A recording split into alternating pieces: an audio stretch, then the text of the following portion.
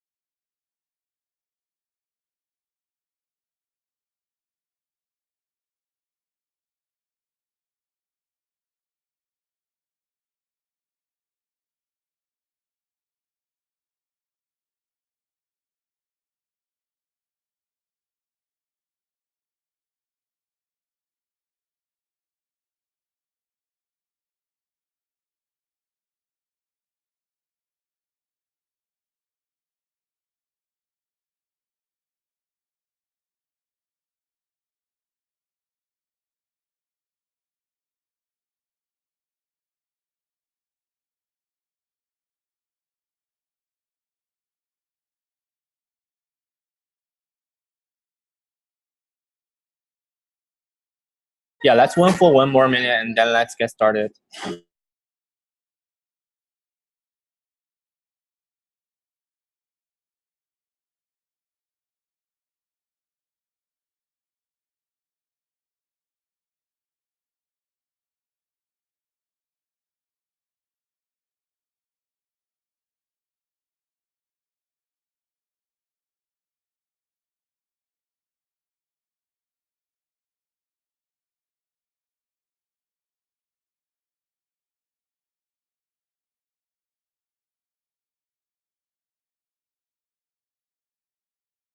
Good morning.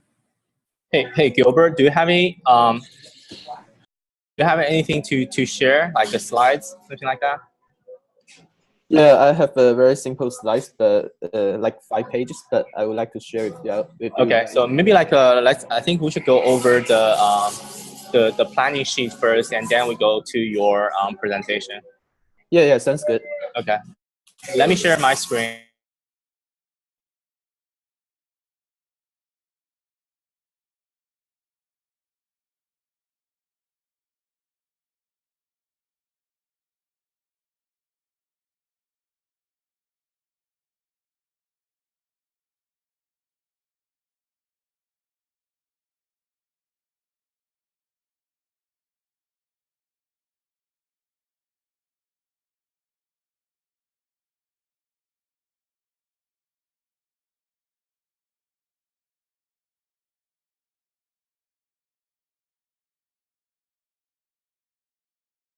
Can you guys see my screen?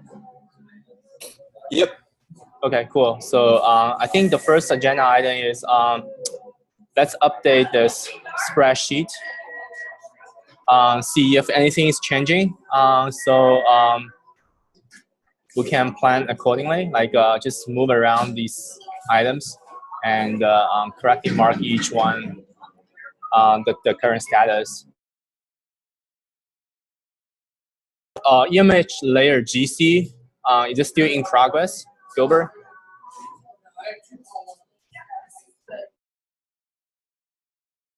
Gilbert, you're muted. Yes. So Zhitao just update the patches online for the manual GC, and I did not have a chance to review yet, but I will. I want to have it shipped like in a couple of weeks because it's broker for either us or Uber. Okay. Just for planning purpose, do you think this still has a chance to catch 1.4? I think it's unlikely to catch 1.4. Well, you can ask. You can ask, in the dev list, like if you think, do you think this is like a blocking the production and it would be really nice to get to 1.4? Then you should just like send an email to dev list on that and ping the release manager on this.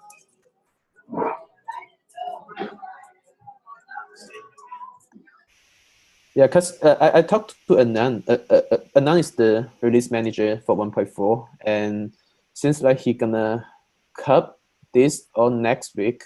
So if we really want this feature for 1.4, we need to send out an email to the dev list.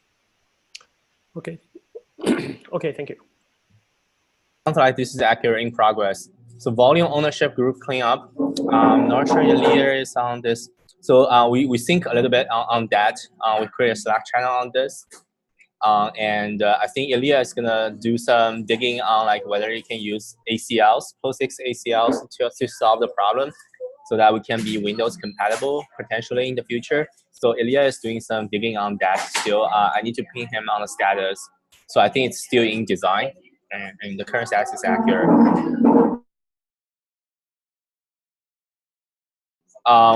So documentation, I don't think we spend time on this yet, so it's not started, and I cannot find a owner for this one. So yeah, so yeah, it's pretty accurate. CPU affinity still in design. I'm not sure like Twitter guys show up or not. Okay. So by the way, is there anything that you think you are working on right now that's in progress but not up? Like maybe we should move this up. I think that's something that we are working on.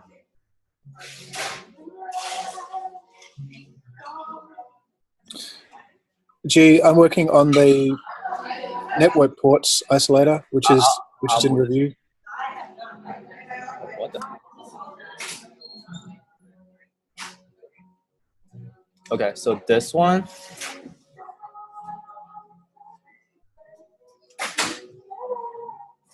I don't know why it doesn't work. Anyway, I'll move this up. So James, you're working on the network port isolator. Is there an item on this list? I don't see it.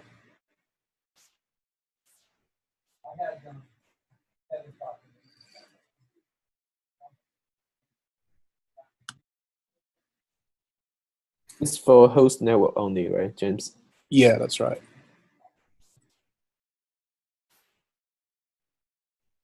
Chen is shepherding, yeah. Mm-hmm. Correct.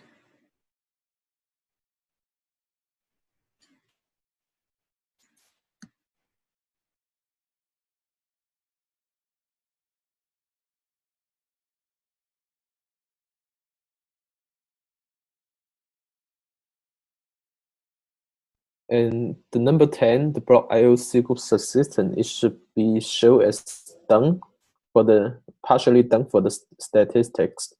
And for the control part, we should create another entry for the SQL block IO control. Okay, so this one is done. Is there a doc for this? You mean the user doc? Yeah, like how do I know this feature? Yeah, it's not documented yet. I think, yeah, I need to document it. Yeah, maybe like during that process, maybe just document the isolator and like just add a documentation. I think like this epic's like too big. Maybe like what we should do is like while we add some of the features like this one, block IO, like since we don't have a documentation for C group, let's just add some documentation for C group, and the block IO stuff will go in there naturally. Yeah, sounds good. Does that make sense?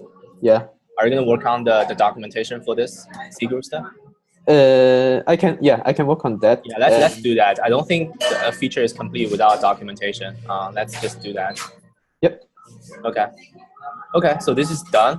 I'll strike this out later. Anything else that's in progress?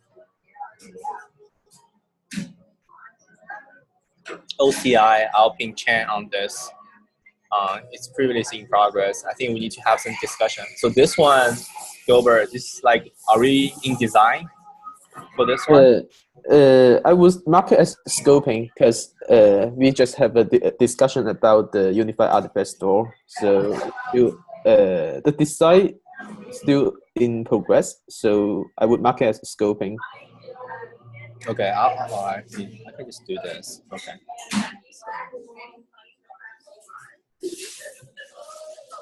And standalone container.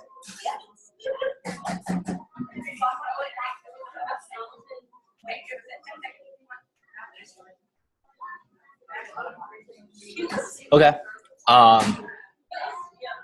Okay. Okay, that sounds good. I think that's good. Like, let's go over this sheet next time, and I think let's go over like let's move to the next agenda item, which is Gilbert. Do you want to share the namespace stuff? You're muted. Yep.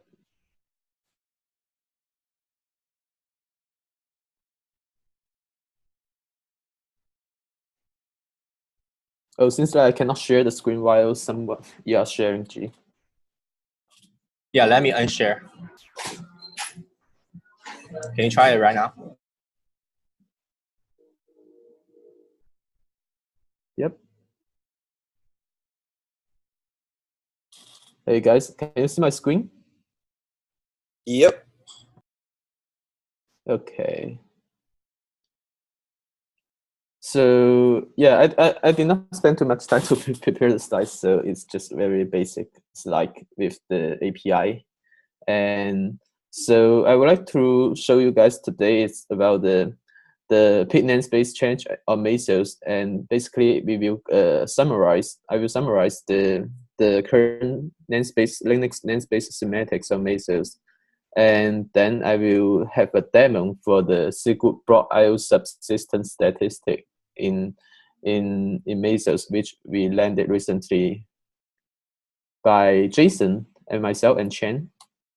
So here is the current Linux namespace semantics we have in Mesos. So we have, so as some of you guys might know, we have nested container support on Mesos. And if you are not launching any nested container, for example, you are launching an executor container, so it is the top level container. So we have different semantics for top level container and all the other nested container. So we summarize all the namespace right now we have. So in Mesos, we support mount namespace, pit namespace, network namespace, and UTS and IPC namespace. So for SQL namespace and user namespace, they are not supported yet, but we can consider it to support SQL namespace in the near future, I guess. But user namespace, we still need more investigation on that. So right now, for a regular top level container, the mount namespace is not shared. And for nested container, mount namespace is also not shared. So all those mount namespace, they are controlled by the Linux file system isolator. So let's say if you have a Linux file system isolator enabled, all your container gonna has its own mount namespace. So it's the same for the pit namespace. We have the namespace/pit isolator, and that isolator is for pit namespace isolation if you turn it on. So you're gonna have your own pit namespace for your isolator. And for the network and UTS, we if I remember correctly, we buy these two into the CNI isolator. So if you have the CNI isolator turned it on, so you're gonna have the network and UTS namespace. So for the top level container, we mark it as configurable. It means you can, if you use the CNI isolator, you can prefer to use the host network or the bridge network. So if it is the host network, so it means the top level container gonna share the host network and UTS namespace. Otherwise, it gonna has its own network namespace. So for all the nested container, it will always share the network and UTS namespace from the parent. So it means like all the nested container are gonna be in the same network namespace under the top level container. So for IPC, the semantics is the same to the pit namespace. So each container has the IPC namespace if the isolator is turned on. We also have the namespace/IPC isolator. So for the others, we don't control any of them for now for the SQL end user. So by default, all the top level container are gonna share it with the agent process, and all the nested container are gonna share from the parent. Basically, just the agent namespace. And we would like to change the semantics in the future because we had some conversation between G and Vinod and a couple other folks, and we realized like there are some use cases we want to share the PID namespace or the IPC namespace. For example, when people would like to launch a multitask group under one default executor, and each of those task group, they have different nested container. So if one nested container want to reach to want to get the process get into the PID namespace of the other nested container, they have to be inside of the same PID namespace. So for our old semantics, it is totally impossible, because for some cases, for example, like Kubernetes, when people want to run Kubernetes on Mesos, so they might launch a kubelet in a nested container and launch a container D in another nested container, and both of them, all of them, gonna be under the same task group, under the same default executor. So the kubelet needs to get into the container D's PID namespace to reach out to tell the container D, oh, you should launch a Docker container for me, and you need the handle to get into the CNI handle to clone the new network namespace. So for those cases, we want to make the PID namespace configurable. So it's similar to the IPC. We also want to make it configurable, which means like the user have then an option from the framework API to specify, I want this container to share the namespace from the parent, and I can make it shareable or not. So that's what we plan to change in our next in this week. And for some of the other, like monk namespace and network namespace, we don't see any specific requirement to make change, because for monk namespace, we believe like every container should have its monk namespace, and for network namespace, we are assuming all the nested containers should share the network namespace from the parent, and the top level container, you just keep it what it looks like right now to make it configurable by user. You can share or not share the network namespace from the agent. And for the SQL end user, they are not implemented yet. So, but in the future, we want to make the SQL to be not shareable. So each of the container gonna have its own SQL namespace. And for user namespace, we definitely need more investigation. So for now, we just make a very basic change for the PID namespace. So this is the framework API is very simple. So the Linux info is in the container info. So container info control the container configuration for the container runtime. So in each of the container info, we have the Linux info. And for now, the Linux info only contain the information about the Linux capabilities. So we decide to introduce a new proto field in Linux info called share PID namespace. So if it is true, it's gonna share the PID namespace from the parent container. Otherwise, if you clone its new PID namespace, if the PID namespace isolator is enabled, and we make a note in the comment here if it is a top level container, if you share from the agent, if we make it shareable. So yeah, the user interface is pretty simple, but we did have some other concern about the security, because most of the user, this is controlled by user, this is the framework API, but from the operator perspective,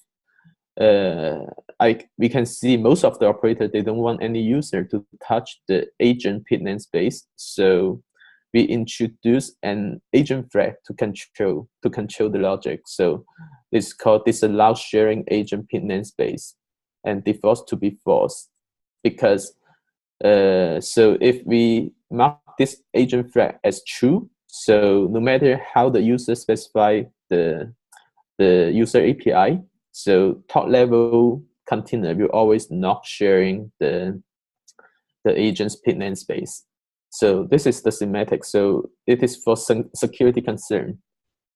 And right now in our pid namespace, the logic is really simple. We always enter parent's pid namespace, and then depends on this logic, this agent flag, and the framework API.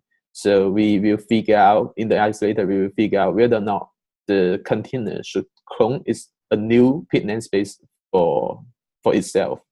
So so Chen already implemented that. So but most likely I will land those patches today or tomorrow. So this is the our current the namespace semantic and our short-term plan for the namespace semantic changes. Do you have any questions?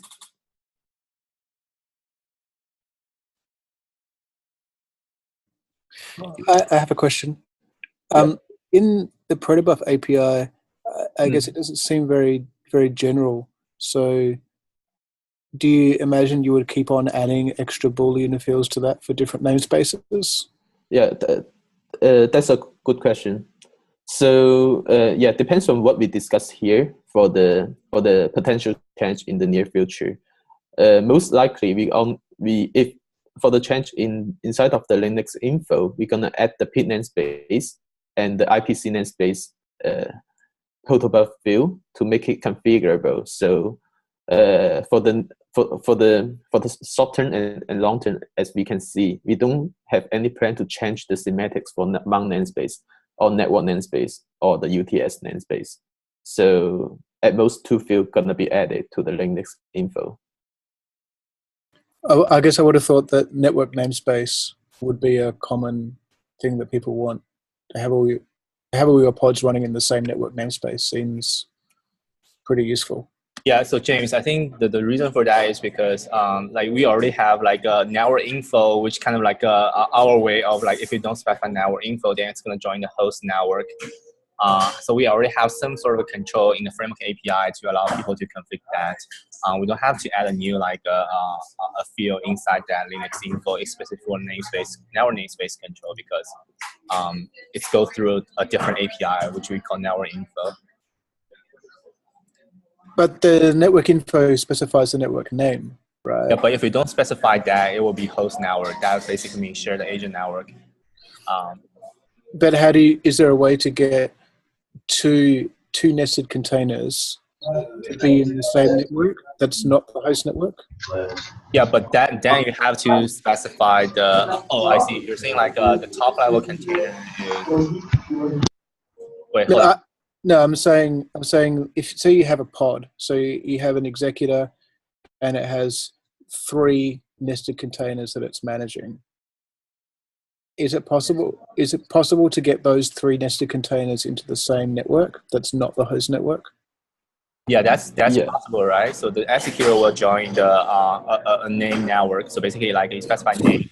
Yeah, the CNI isolator is gonna put that executor into that CNI network, and then for all the nested container in that that launched by that executor, it should just share with the parent, because that's the default behavior. We don't see a use case where like we don't see a use case yet that like nested container wants to have its own network namespace. I mean, we just don't see that use case yet. If we do have a use case for that, we can consider making that configurable, but not right now. Because I mean, setup network is not just like Falcon namespace. You have to set up some other like routing and like and allocate IP for that. It's not just simple as like just clone namespace. If Sure. For that case, then we need more discussion, and I do want to see a concrete use case for that. So far, I don't see that. I think one concrete use case seems like you you want to have the executor on the host namespace and the child containers and the nested containers from the executor in a CNI network. Yeah, I think that might be a good use case. I see, got it. So you want the executor to be the host network, but the container that you launch to be in a CNI network.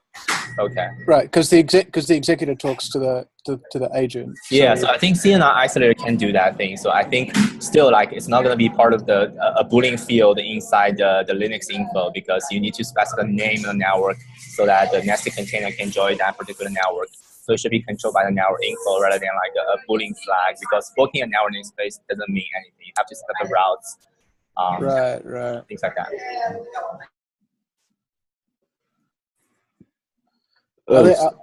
Are there other things that you want to control, whether you're shared?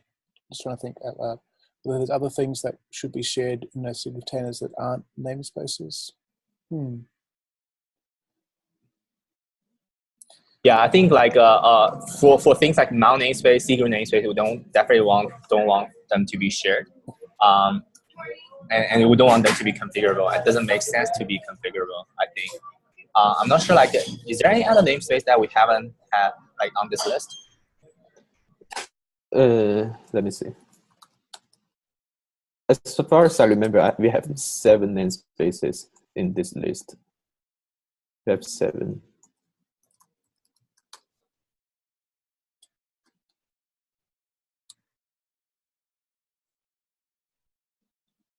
Yeah, all of them are here. Yeah, I think we cover everything. Yeah. User namespace is going to be complicated, so I don't know exactly what we're going to do about user namespace. It's much complicated than compared to other namespaces. But the rest, I think we are pretty clear what we want to do. I think like maybe in the future we're going to add like a configuration boolean inside Linux info about IPC namespace. But that just, as Gilbert mentioned, like maybe just these 2. And network should be controlled by the network info, the other API, because it's not just about the namespace, it's also about the networking, routing, things like that. Right. So this table on this specific slide that Gilbert's got, I think this is a really good starting point for the documentation that you mentioned earlier. Yeah, we should definitely document this table to the Mesos doc. Yeah, can you ask? So Gilbert, can you ask Chen while he's doing the change, like pouring this table into the documentation? Yeah, sure. I will reach out. Let's create a documentation for pin namespace. I mean, maybe just add I think for namespace. Yeah. Yeah. Okay. Yep. And G, I have a question. So for the network and UTS namespace, so for the top level executor container, when the top level executor container share the host network, and for now we don't allow any nested container to make them not using the host agent's network namespace, right? For now we don't support that. No, so if the top level container use the host network, then its nested container will use the host network as well. That's the current semantics. I think James pointed out that maybe in the future we want to support like making nested container for network configurable. Yeah. I think it's doable. We just need to do that in a CNI isolator to make it happen. I don't think it's too hard to do that. Yeah. So I think it should be controlled under the network info instead of the Linux info. Yep. One more question about the table. So can you elaborate what kind of potential user visible change for this C group namespace change? Since that seems the only one that's directly changing the default. So for now we don't have any we don't have any C group namespace isolation. So basically it means like every container's C group gonna be exposed from the agent level, gonna be shared from the agent. And I did not spend too much time to investigate the latest C group namespace support from the kernel, but from what I learned, so basically if you clone a new C group namespace, if you just have your secret namespace under the top to make it as the top level of the under the root C group. Is that correct, G? Yeah, I think like secret namespace, most Hello? likely you won't. Hello, yeah, can you hear me? Hello, can you hear me? Okay, so I think for secret namespace, most likely you won't notice a thing from user's perspective if your user program don't manipulate C group directly. Most of the applications should not be able to manipulate C group anyway. But if you're running things like the Docker daemon or container D, things like that, that directly manipulate C group, it might have a impact because the root of your C group might change, depends on whether you're in a new C group namespace or not.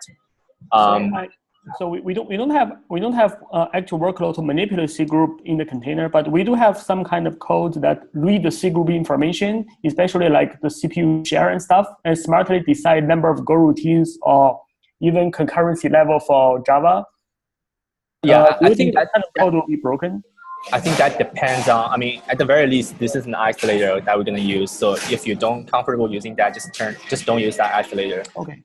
But if you do use that isolator, it depends on the logic of your application. So if your logic of your application, like getting the C group is like by reading like proc self C group, figure out the root, and then get the CPU share of your container, then I don't think that should break. I don't think that will break. Okay, that makes sense. But if you use them other ways, then I don't know. Depends on it's case by case. Thank you.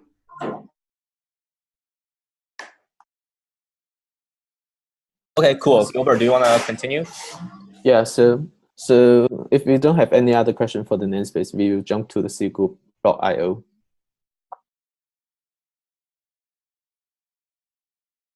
Okay. Okay. Since I don't have time to prepare for the slides for the C group .io, so I will just introduce the protobuf, the user-facing protobuf, and then I will give a demo about the .io statistic. So basically, for the .io, for the C group .io subsystem, it can be, if you look at the kernel doc, it is divided into two parts. So one part of the C group, it is for the statistic, for monitoring, and another part is for control. So user can like equal some rate limitation number or some other configuration into a C group file, into a .io file to throttle the .io limitation, rate limitation, and then so for now, when we support the .io, we decide to firstly support the statistic to collect the statistic. Basically, it just read the .io files from the file system, from the kernel file system, and then pass those number, each entry, to the protobuf and expose that into the resource statistic. Every time we update the resource statistic, we're gonna contain the .io stat information if we turn on this isolator. And basically, it is divided into two parts for the statistic. One is the CFQ, another it is the throttling. So depends on the kernel that we introduce each field for the CFQ stack and the throttling stack. And if you take a look at the .io stack files, they have multiple entries, most of them, and different files have different semantics. So some of them gonna be just one number to specify the sector or time, and some of them gonna be have multiple entries, and each entry represent a device, and the device is combined by a major number and a minor number. So we introduced a protobuf in the kernel device. It's called number. So a pair of the major and minor number represent a Linux device here. And we're gonna, depends on each entry inside of the .io step file, we're gonna parse them. We're gonna collect each device and with that device corresponding setters time and IO service, IO bytes, those information. And for here, if you look at the value here, we define the value as an operation with the specific value. So we have different operation. So in those SQL step, block IO step, so the operation can be read, write, sync, or async. And from the kernel implementation, it will also summarize the total number of the block IO service, the IO service, or the IO bytes. And it's also similar to the throttling. So it will also combine with the IO service or IO bytes with different operation.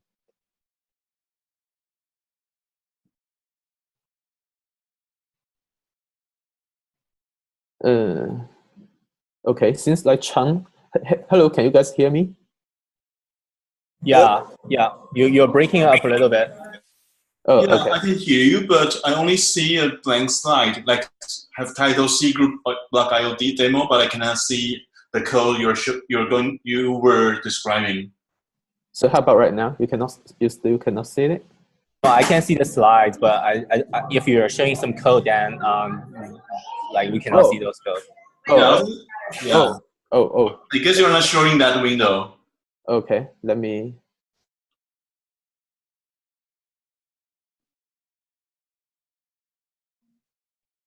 Okay, sorry guys. Yeah, so yeah, this is the protobuf I was just describing. So we introduced the block IO message inside of the SQL info, and for now we don't introduce any specific protobuf field for the control for the SQL block IO control. So we only introduce the block IO statistic information. And the statistic, as you guys can see, we divide it into the CFQ and throttling.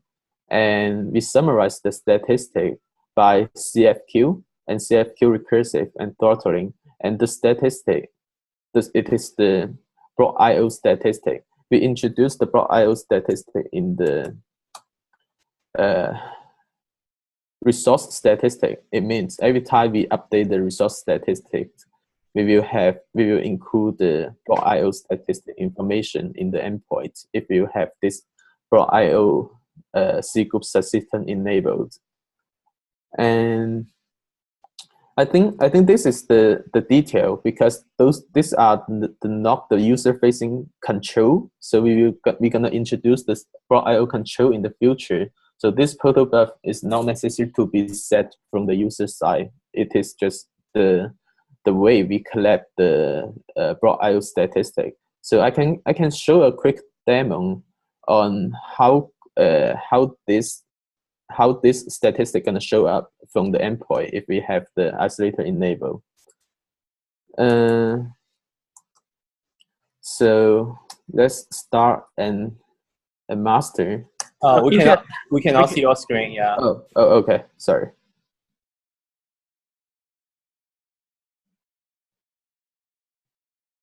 Okay. We just start a master, and let's start an agent. So as you guys can see, I have the SQL block IO subsystem enabled, and also I enable the Docker runtime and file system Linux isolator because I want to use the Mesos Containerizer to run the Docker image. And yeah, the other is the regular agent flag. And basically, I'm just using the Alpine. I'm just using the Alpine Docker image, and the command, it is just equal hello to a file. That's it. Very simple.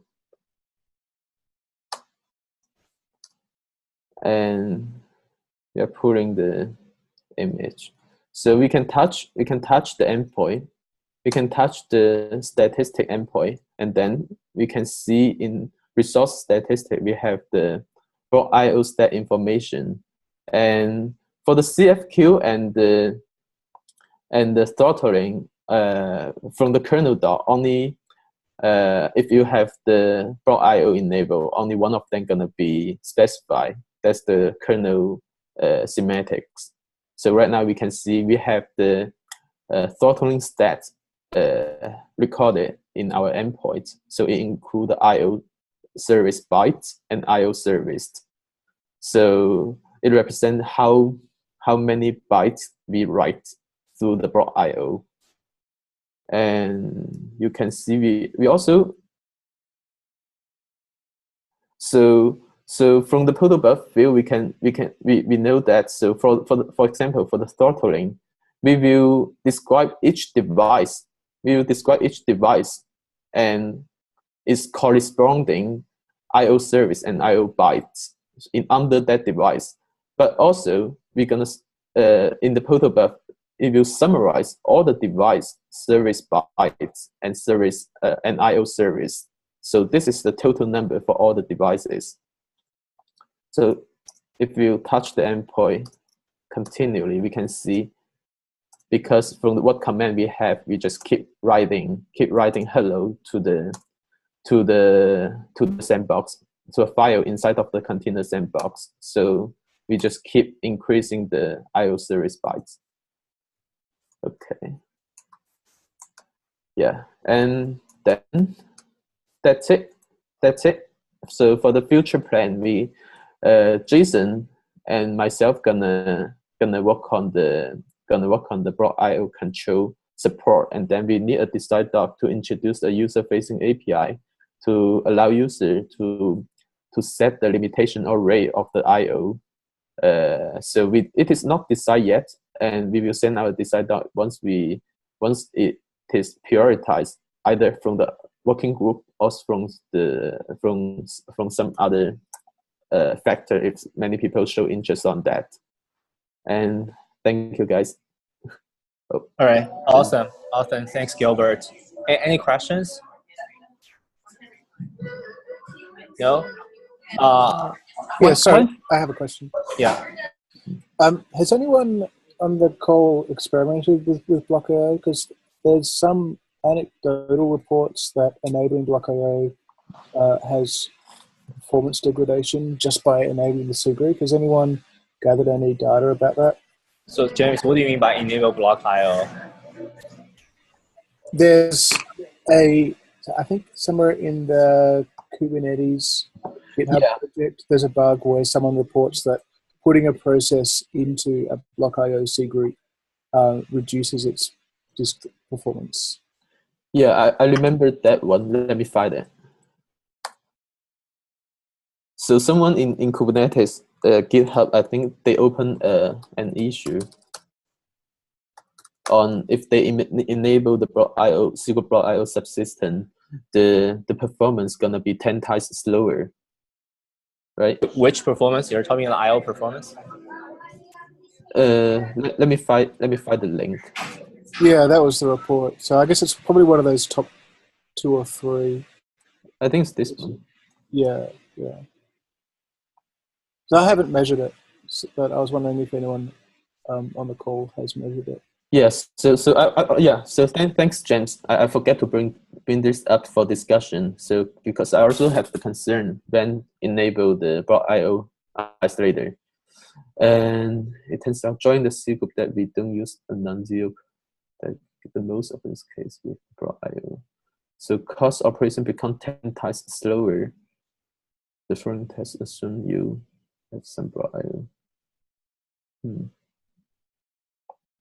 I think we should figure out this and document this if this is a really issue inside the kernel, and show some. Yeah, I think I remember that guy. That guy is from SUSE. Yeah. So Gilbert, let's take an action item too. We should do our experiment ourselves, and I think he showed some reproduce command. We just run on our kernel, see if it's an issue or not. Let's just take an action item on this. And if there's really like a performance issue due to kernel limitation, let's just document that inside the C group Block.io section inside documentation. Just warn people that there might be a performance impact on this. Okay. Sounds good. Thanks for bringing this up. I don't know about that issue.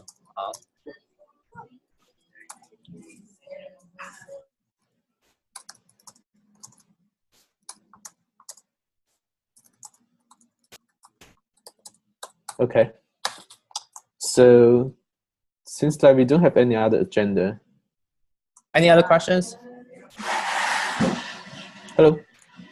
One general comment I have here is I think it's great to provide like device level insights. However, from the container user perspective, they usually don't see device numbers, and I don't think most site operators are even exposing this information to the users. So if they are going to, I think this answers the question of how much IO traffic my container is generating. But if they're going to ask a further question like what my container is doing, can the site operator help us? I'm not sure how to use the information here to actually answer that. And I'm not sure that should be answered here yet. Well, yeah, I think you can have a different tooling to map the device number to a device path, which is more obvious to operator, like DEVs, SDA, SDB, things like that. Mm-hmm.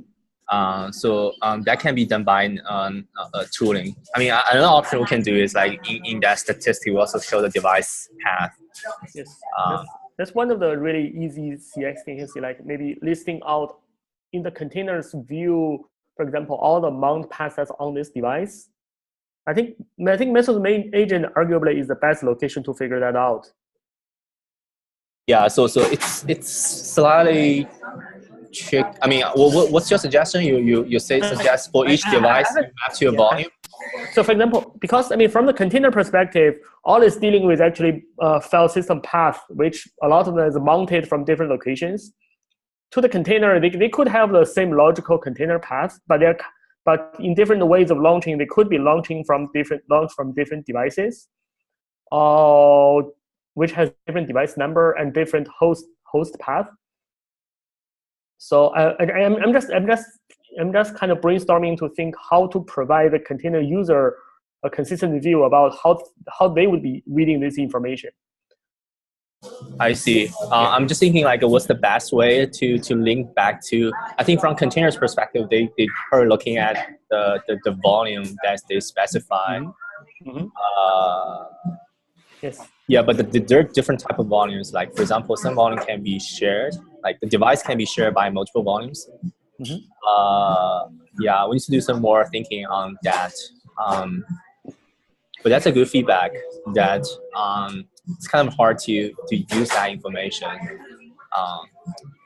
I feel like there's kind of two audiences for this kind of information. There's a platform operator audience where dev and ops teams really want to know what's going on the hosts and be able to tune the hosts and see what's going on in the system underlying user apps.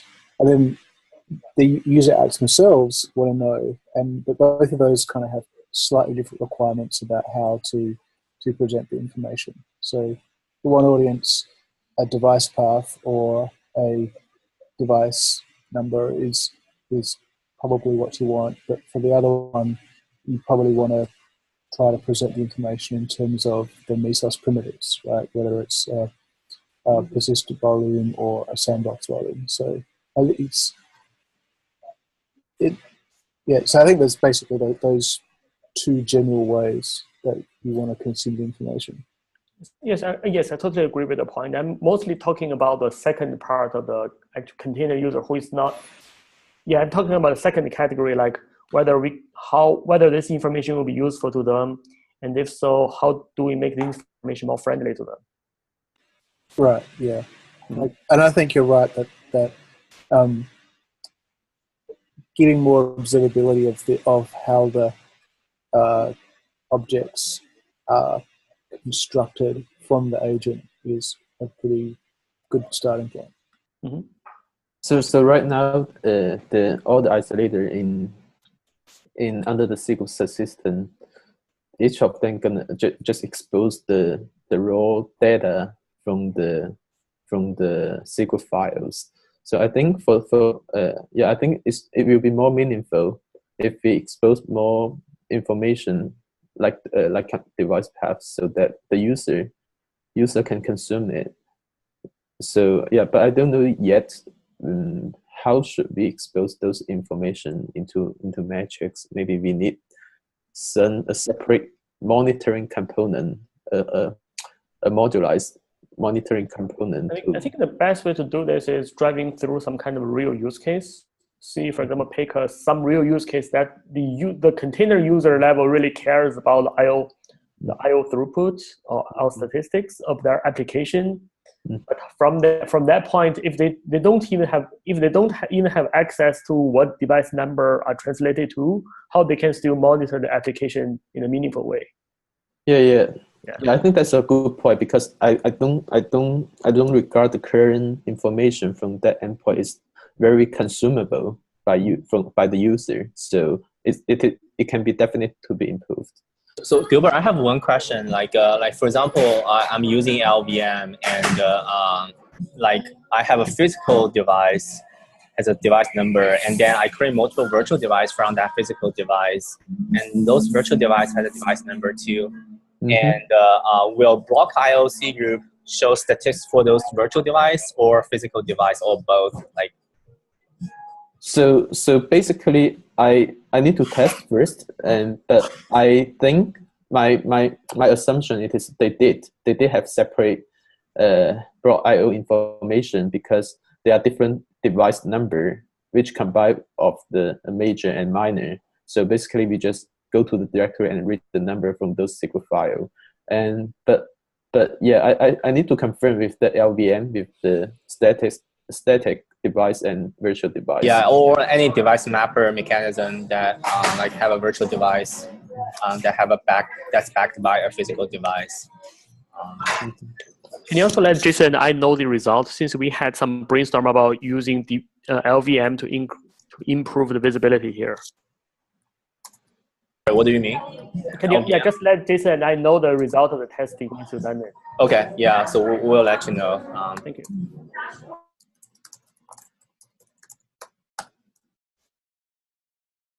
All right, cool. I think any other questions? Okay, so I think that's it for today, and thanks for joining, and see you guys in 2 weeks. I think next time, I think James, you're gonna present the recent work on the port isolator, network isolator, and we might have some additional agenda on the next meeting. So looking forward to talk to you guys in 2 weeks. Thanks, guys. Great. Thanks, everybody. See you guys. See you guys. Bye-bye. Bye.